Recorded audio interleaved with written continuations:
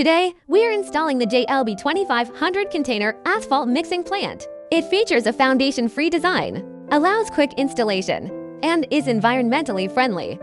First, install the adjustment layers, one on top of the asphalt tank, and the others beneath the control room. Next, let's put the oil tank in place.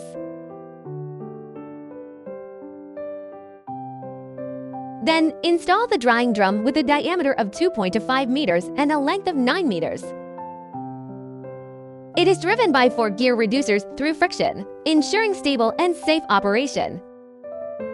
Above the drying drum is the lower chamber of the dust collector. Dust is collected here and discharged from the equipment through the humidifying mixer. Next, install the space-saving cold feed elevator. It is used to lift cold aggregates into the drying drum. This layer is the upper chamber of the dust collector, consisting of an induced draft fan and a pulse bag dust collector. Then install the control room and secure the 2 ladders connected to it. This layer is the weighing and mixing layer.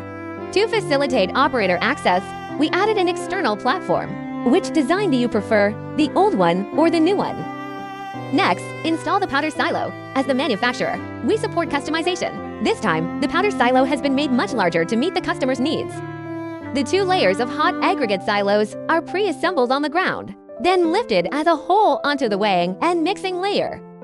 Next, install the linear vibrating screen driven by 2 vibration motors. It features a 5-layer structure with a bypass device. Then, install the 4-level ladder platform on the side of the main building, making it neat, attractive, and easy to transport.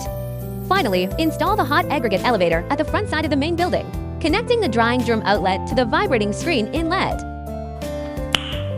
Nice. Let's check out the finished setup.